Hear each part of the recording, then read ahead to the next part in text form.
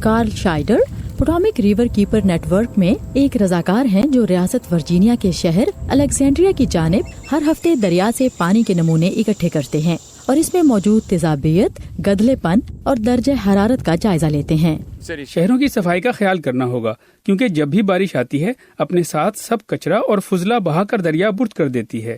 650 kilometre لمبا یہ دریا واشنگٹن کے ساتھ متصل ریاستوں ورجینیا اور میری لینڈ کے ساتھ ساتھ بہتا ہے۔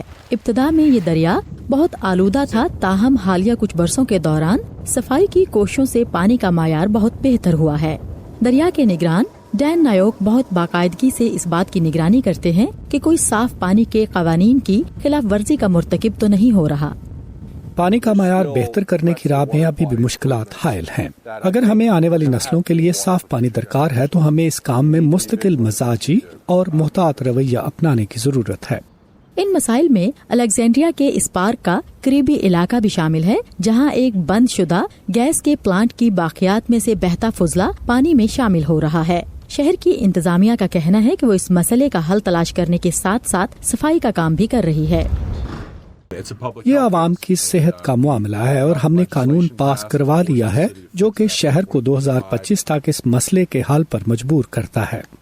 شائڈر نے اس ہفتے کے نمونے پانی پر ہچکولے کھاتی لیب کے سپرد کر دیے ہیں، جو پانی میں موجود بیکٹیریا اور اس کی شفافیت کا جائزہ لے گی۔ سڑکوں، فٹ پاتھوں اور پارکوں میں جتنا بھی کوڑا کرکٹ ہوتا ہے وہ سب دریا میں گرتا ہے۔ یہ نتائج وہ تیراکی کے ہدایت نامے، ویب سائٹ اور اس ایپلیکیشن میں درج کر دیں گے۔ اصل مقصد لوگوں کو اس بات سے آگاہ کرنا ہے کہ دریا میں کب اترنا چاہیے اور کب نہیں۔ پانی کے راستے میں پلاسٹک اور گندگی پھینکنے سے گریز کریں۔ میرا خیال ہے کہ مقامی کمیونٹیز کی سطح پر ایسا کرنا بہت ہی ضروری ہے۔ اس سے پوٹامک برسوں تک اپنی روانی کو برقرار رکھ سکے گا۔ یہ بہت ہی خوبصورت اور شاندار دریا ہے۔ اس کے طویل کناروں پر خوبصورت آبشاریں ہیں۔